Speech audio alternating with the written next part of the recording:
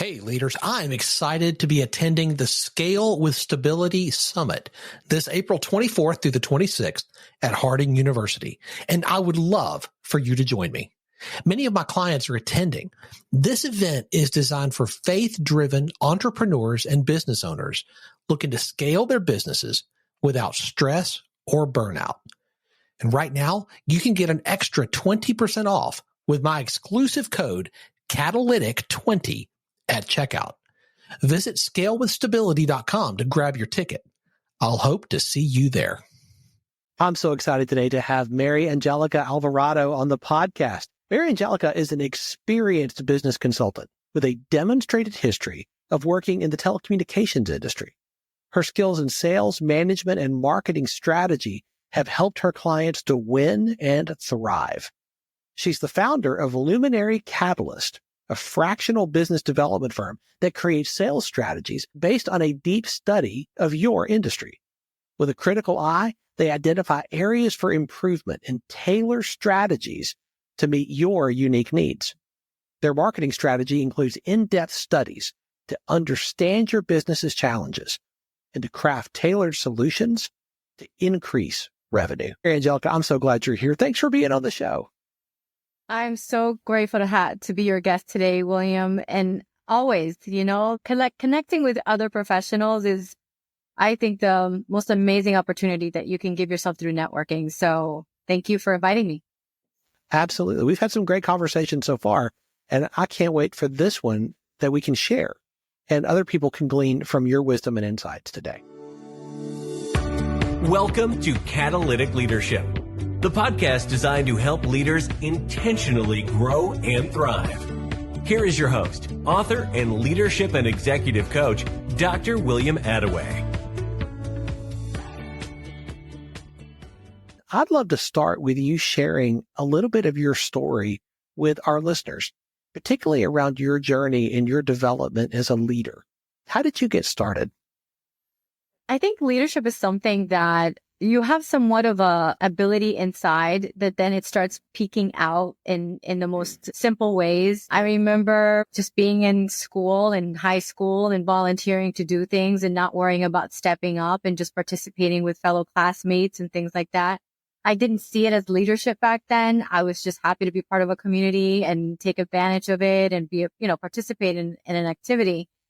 But then as I developed out of college and got into my career, I realized that leadership is something that came not easy, but an affinity to it for me. And then I wanted to learn more and align myself with people that I saw as leaders. And I would then look at what they did to successfully elevate their leadership skills and also what didn't they do right. Sometimes it's better to learn what not to do than what to do. Yes, it is. That could be incredibly valuable. Indeed. So your journey has not just been one straight direction from start to stop. You have had a lot of different experiences. Yes. And you know what? The volunteering was a way for me to show my leadership skills because, again, I wanted to be a part of a bigger community. I've volunteered for nonprofits down here. I've served in part of committees. Through networking, I've also volunteered to be part of, chairing a committee. And even though you think that was like a leadership journey, I didn't see it that way. It was just my way of contributing. And then I had no problems just, I hate to say this, telling people what to do. It becomes this analytical thing where you're like, well, if we do it this way, maybe we can get to the goal faster. And then just taking the collective of, checking the temperature to see if the team also can see the value in you taking that route. So leadership is not been linear. It has not been a focus of mine. I feel like it followed me and it got me into it. But then professionally, it got to a point where I was like, I do want to follow leadership. I do want to study what it means to be a leader. There's a lot of psychology, as you know, William, when you're getting to know people, the team, how do you express to them? How do you get them to sign up on board and come with your ideas, follow you, and also when to pivot and listen to someone else in the team? That's also leadership. 100%. So you started Luminary Catalyst. Is that a dream that you've always had to start and own your own business? Or was this something that came a little unexpectedly? No, So it actually was a dream of mine. I have always wanted to start my own business and didn't know of what. I remember as young as being 21, 22, thinking about, I like to go get coffee and I also need to get things gift wrapped. What if there's a coffee shop that also offers gift wrapping? Nice. You know? Yeah.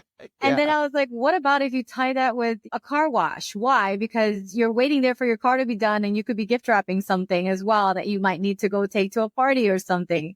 So I've always had an entrepreneurial spirit, but I never knew what company or what business to begin. And it's always been in the back of my mind. So back in the day in my career, I was a financial advisor, but I loved the entrepreneur. I loved the business owner.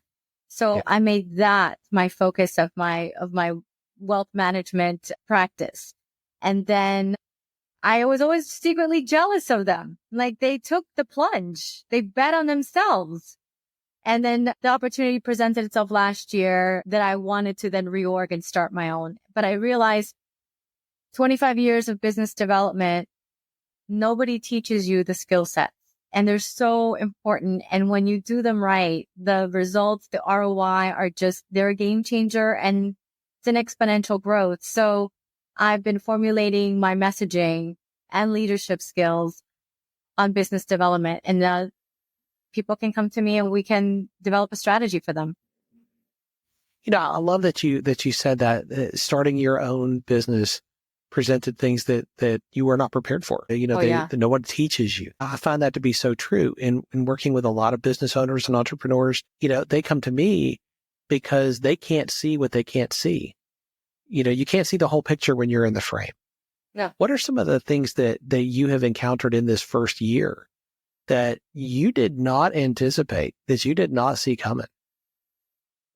How to articulate what business development is. It's so vague. It's this abstract notion. People think about sales, but they don't think about business development. And it's become this term that it's synonymous with sales, and it's not. Business development takes strategy.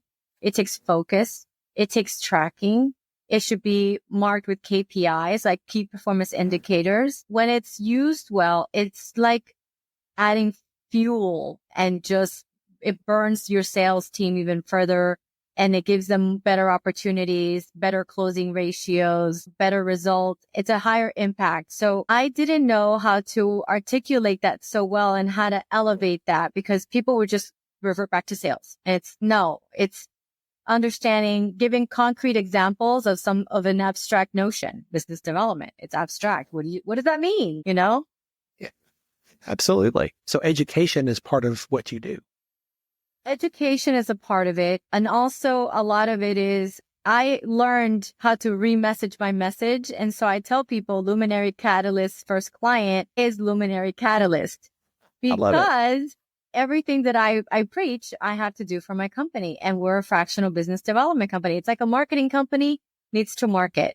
Business development, I need to be out there networking, spreading the message, tailoring the message, beta testing my message. So everything that I put my clients through, I also do. It's funny that you say that, the marketing company needs to market. It's often that I look and see with clients, with teams that I'm working with, that whatever service they're providing, they are not doing for themselves. It's like the old adage, the shoemaker's kids have no shoes. Right. Do you see that as well? I do see that a lot. I think for me, it's the incorporating of other channels. I'm great at the networking part. I'm great at staying connected. Like you and I, we met networking, we stayed connected, and look at us now. Yeah. But it's the other channels that are challenging. But I tell my clients, I'm in the trenches with you. Nobody wants to, it becomes a daunting task. What am I going to post in LinkedIn? What am I going to post through Facebook if I have a group for myself? What am I going to post through Instagram? All of the channels that are social media driven, which are valuable and great ways to do business development, I also have to do. So I'm in the trenches with my clients. So the tips and tricks I teach and I practice. Love that. And I think that's one way that you are authentic to who you are. You're not trying to sell something that you're not doing. Yeah. I'm in sales. I have to teach sales skills. I have to think outside the box with business development. How do I make more time with the same 24 hours. And that's where leveraging technology, automation, a lot of people do not do. And I'm here to tell them technology is a great way to embrace and free up your time. Yeah. What's been your favorite part of the last year? Meeting professionals like yourself. Mm. It is. I love connecting people. I think that is the undercurrents of success when it comes to networking is how do you then become a game changer for others? And sometimes referring business is fantastic, but sometimes what's more valuable sometimes is a referral of another center of influence that can then make those two people, exponentially better. So I'll give you a current story. Just yesterday, I was having lunch with a bunch of professional ladies, and one of them, her goal for 2025 is to finally write her book. She's like, I want you guys to hold me accountable to write my book. And I said, well, do you know what it entails to get published? She goes, no, I am at a loss. I just have this book inside me that I want to release. And I was like, I know someone. I met someone through an organization that her job, her career, she's got her own virtual publishing company. And would you like to talk to her? And she goes, oh my God, that is so cool. How did you find her? And I was like, networking. She's out of Tennessee. She's like, you know people in Tennessee? I'm like, I know people across the country.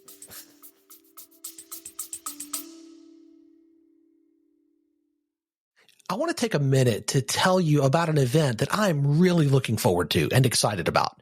The Scale with Stability Summit, happening April 24th through 26th at Harding University. This is Arkansas's #1 business growth event, bringing together faith-driven entrepreneurs and business leaders who want to scale their businesses without sacrificing their faith, family, or sanity. You'll hear from incredible speakers, including Damon John from Shark Tank, Kevin Harrington, the original shark, and Willie Robertson from Duck Commander, plus some of the best business minds in leadership, marketing, and growth. I'll be there, and many of my clients are attending as well. Right now, standard tickets are already 25% off, and as a listener of the Catalytic Leadership Podcast, you get an extra 20% off with my code Catalytic20. Go to scalewithstability.com and secure your ticket today. I would love to see you there.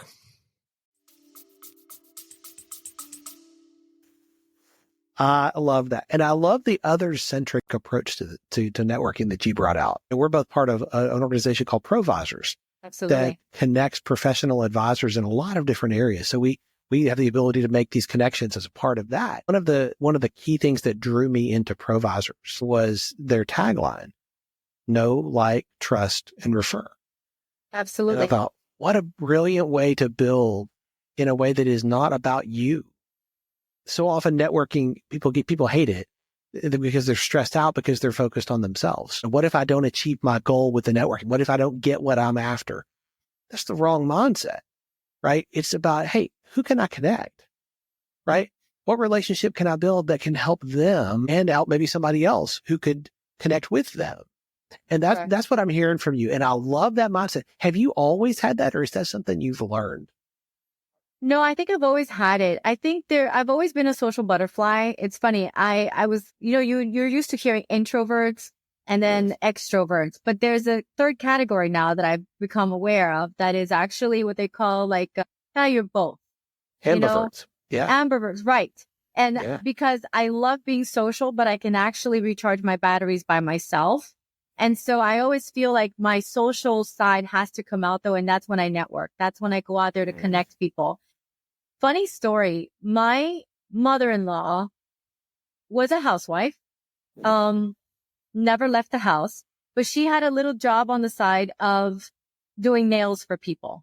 So I was 21 years old when I met her. William, what was fascinating about her was that her friends would come and say, you always talk to the lady who does your nails or does your hair, and they'd say, I need an AC guy. My AC is just complaining. She goes, oh, hold on. And she had this little book. She'd get out and she'd have people's business cards there. And she'd be like, here, call this person. He did our AC and he was so good. I kept his card here in the book.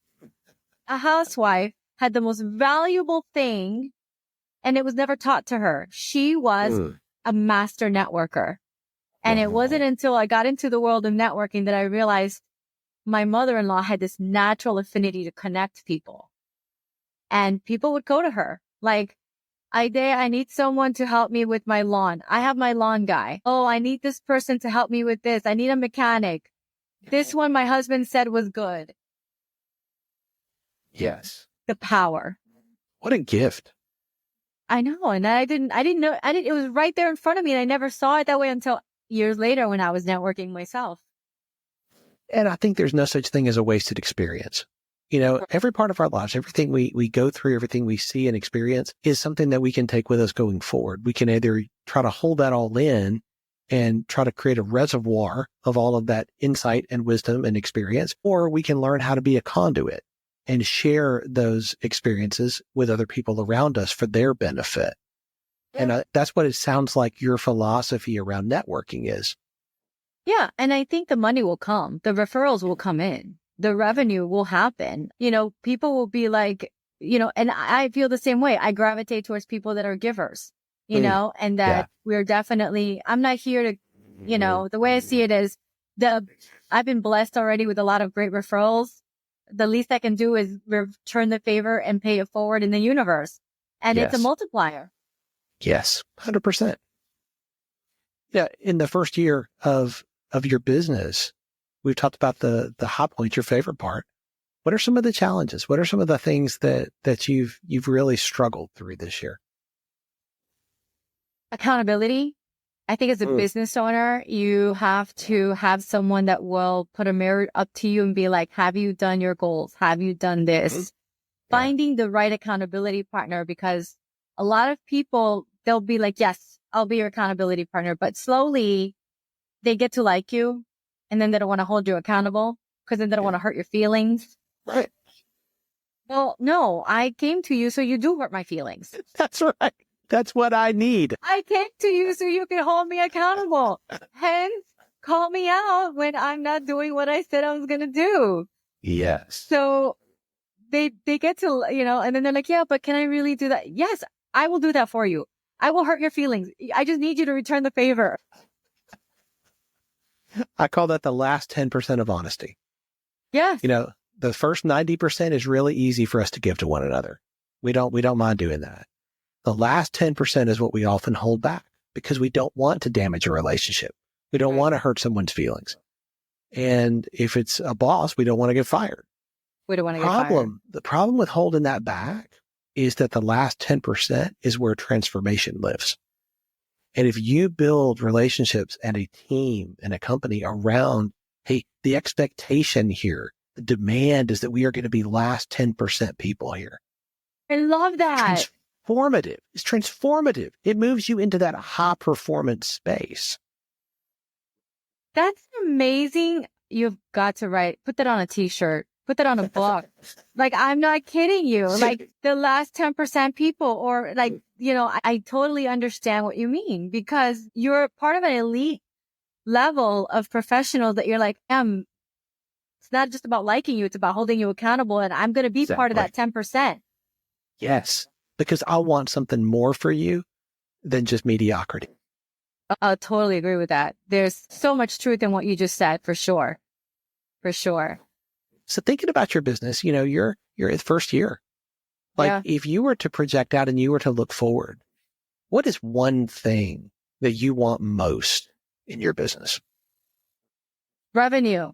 I am a capitalist. I say this to everybody. I want to, everybody says the same thing, transform people, help other businesses, blah, blah, blah. But I can't do that unless I'm having success and I'm having revenue. Because if I'm having revenue, that means I have clients. And if I have clients, then that means that I'm helping other businesses. So for me, it's, people think of it the other way around. They want to go with, I want to help businesses. Yes. But anyone that's a good client is someone that can pay for my fees and services. There's a certain level of investment in yourself and in your business that you're going to have to do. But I will help you calculate the ROI so I can show you that I've already paid for my services X or 3X. So now I'm free. because I'm bringing you revenue and therefore I'm not costing you a penny. I'm actually that multiplier for you. 100%. So thinking about that, that this is the thing that you want most, what stops you? What are the obstacles in the way of that? I'm fine tuning my messaging. I think that there's that mentality of like, if I narrow my search too much, then I'm cheating myself out of all these other opportunities. But changing the mindset, to your point with leadership, right? So with leadership, you've got to see it as a different paradigm shift. So I do believe there's that saying, the riches is in the niches, where if you become so good at what you teach and what you show or how you're implementing change through business development, people will seek you out because there's no one out there with the same strategies or messaging or methodologies. Yes. 100%. Yeah. You bring something special. You Well, bring thank you bring the unique experiences that you have had. You have a knowledge base that no one else has. Right. And every one of our listeners has the same thing. And when you bring that to bear for the people that you work with, you are bringing something that no one else can replicate. That is your differentiator. Right. And I feel also, to your point, I'm part of that 10%. I will hold you accountable. That Yes. last 10% where you have that growth, that is where I definitely flourish. So anyone, like I have a client right now that as I was telling her, I'm going to put you through this course. And I could see the anxiety rising up on her. And poor thing. And I was like, I see you getting tense. I see you. I said, but that's fine. I said, that happens to anybody whenever you are going into a gym and you're going to meet your trainer for the first time or a coach for whatever it is that you're doing. That coach is going to put you through the uncomfortableness that you won't put yourself through. That's what I'm here for. That's that 10%, to your point. That is where the magic happens. 100%. So thinking about your journey so far, you have to lead at a higher level today for your clients than you did even just a few years ago. And a few years from now, you're going to have to lead at a higher level still. How do you stay on top of your game? How do you level up with the new leadership skills that your clients are going to need you to have in the years to come?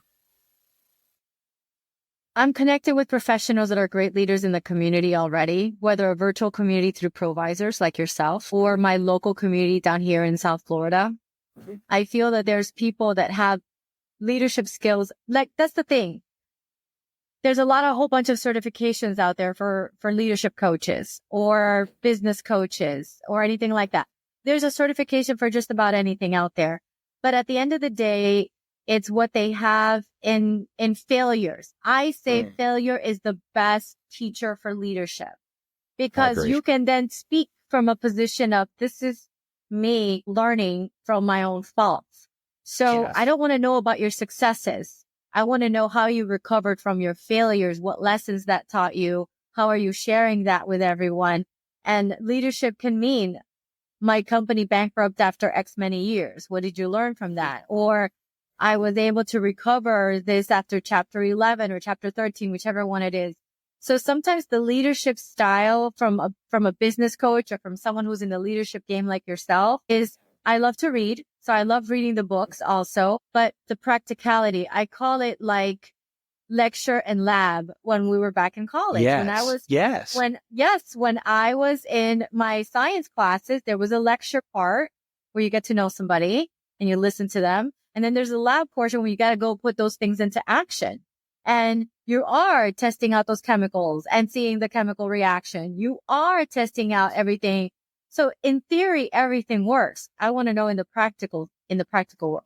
So to your point, how do I level up my leadership? I seek others whom they can mentor me, develop great, strong relationships with them, get to know them. And also, what can I bring to the table for them? It could be a new perspective. It could be anything. But I also like to read the books of people like that, have a stable 30, 40-year career, that they've seen the evolution of leadership. I think that's brilliant. I love the lecture and lab. I think that's fantastic. Yeah. It's funny. Sales techniques, people think I can learn them from a book. I bought them. But until you have someone that teaches you the nuances on the back end. That's where the in-person lab comes in. That's where your business coach has to be someone who's been through the sales process.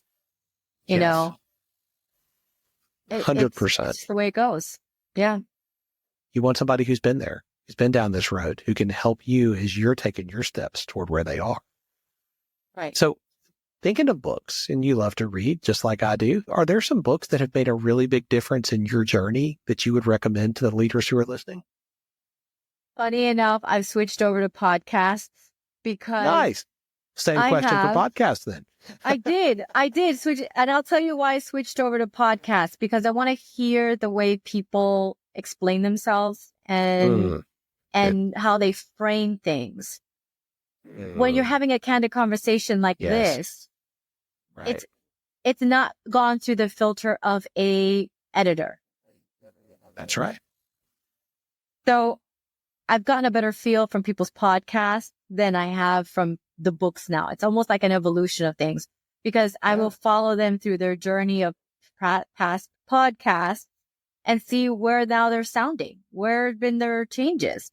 So I love The Diary of a CEO. That's been one of my favorites because I've discovered a lot of great people there. I've also loved reading about CEOs that I've really liked. Like, I have to admit, Steve Jobs, I hated him, but when I read his biography, I was like, okay, I get you. I don't like you, but I liked his journey, you know?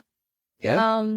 Anna Winters is another one that's a controversial figure. I mean, she's run Vogue forever, and there's people that love her and hate her. So why do I go to that? Because it's a tough act to be in the fashion industry. And at the same time, you are a woman in a game that is so tough. So, and some people like her, some people don't. I like the controversial leaders. Those are the ones that are contrarians. Those are the ones that shake up an industry. Those are the ones that said, I don't want to do it this way. I want to do it that way. And those are the innovators. You know, I always say you can learn from anybody. Sometimes it's what not to do. But the controversial leaders are the ones who are not afraid. They're the ones who are willing to get out there and fail and figure out what doesn't work until they figure out what does. Right. And some people want successes. They want them like the fast pass or this and that. But when you learn how to learn from your failures, it's like, and I love learning through other people's failures. I don't need to go through that. I don't want to make all the mistakes myself. Tell me where you went wrong so I can avoid that pit stop. You know? That's right. Exactly. I'd rather not drive into that ditch. Thank you, though. Thank you. Thank you for letting me know there's a ditch there. I'll take the ditch. Right. You know? Right. But that's what I'm saying. Like, so I love reading about the controversial leaders out there. Yeah, I love that. Very true. You know, as we're winding up, you know, often people will walk away from an episode, a conversation like this, and they'll have one big idea that they take away. If you could define what you'd like people to walk away with, one big idea, what would you like that one idea to be? Meet as many professionals as you can. Build your well before you're thirsty. If you're thinking of starting a new business, get out there and network. Get out there and talk to people.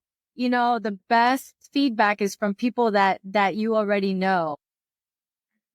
But the other big idea is you need to get out there and meet fellow entrepreneurs, because they're the ones that are already taking that plunge. If you stick to people in your circle, they don't understand that yearning you have. I've been there where I've asked people, when can I start my business? Or what do you think? And then the hesitation to take that leap of faith, you got to go to those that have already taken that leap of faith. So if there's any one big idea, get to know other people that have taken that leap of faith. So good. Because failure is not that big a deal. Like, you pick yourself up again, and what's the worst that can happen? You can go get yourself another job. That's right. Keep pressing. And the people around you, the community that you build with the relationships that you foster, that community is what speaks life and hope and encouragement into you on those days when you need that. And every entrepreneur, every entrepreneur I know goes through difficult days. Every one of us struggle and wonder, is this actually going to work? Can we do this? And that's when you need people around you. Also, you need to have people that you can vent to when things do hit the fan. And you need to have someone that's going to be there, that's going to be like, okay, I get it. This is a dark path. I could go into problem solving mode with me. Or do you want me to just hear you out and let you vent? And then tomorrow you'll be fine. Okay. Again, and that's an elite group of people you can have in your life and find those people that you can call for different things. Yeah. So good. Every time we talk, I walk away with so much encouragement and insight from your journey because you're so generous with it. You operate in such an open-handed way in sharing from what you've learned. And I'm so grateful for you being on the show today and sharing in that same vein. I know I our listeners. appreciate you asking me. You invited me to do this. Absolutely. I will not say no. I know our listeners are going to want to stay connected to you and continue to learn from you and more about what you're doing. What is the best way for them to do that? They can definitely reach out to me through LinkedIn. My name is unique, Mariangelica Alvarado. You're going to see the banner that says Luminary Catalyst. Send me a private message. Let's connect. You can also go to my website, luminarycatalyst.com. They're welcome to go there. And, there's a way that you can reach out to us by email. And let's connect on LinkedIn. And I think it's a great way for us to foster those relationships. Reach out and say hi. You just never know. Absolutely. And we'll have all those links in the show notes. We met That's exactly right. That's exactly it. We're going to have all those links in the show notes so our listeners can connect with you. Looking forward. Mariangelica, thank you so much. William, the pleasure's mine. 100%. I have to say, I think I had more fun than you did. Thanks for joining me for this episode today. As we wrap up, I'd love for you to do two things. First, subscribe to this podcast so you don't miss an episode. And if you find value here, I'd love it if you would rate it and review it. That really does make a difference in helping other people to discover this podcast. Second, if you don't have a copy of my newest book, Catalytic Leadership, I'd love to put a copy in your hands. If you go to catalyticleadershipbook.com, you can get a copy for free. Just pay the shipping so I can get it to you and we'll get one right out. My goal is to put this into the hands of as many leaders as possible. This book captures principles that I've learned in 20 plus years of coaching leaders in the entrepreneurial space, in business, government, nonprofits, education, and the local church. You can also connect with me on LinkedIn to keep up with what I'm currently learning and thinking about. And if you're ready to take a next step with a coach to help you intentionally grow and thrive as a leader, I'd be honored to help you. Just go to catalyticleadership.net to book a call with me. Stay tuned for our next episode next week. Until then, as always, leaders, choose to be catalytic. Thanks for listening to Catalytic Leadership with Dr. William Attaway. Be sure to subscribe wherever you listen to podcasts so you don't miss the next episode. Want more? Go to catalyticleadership.net.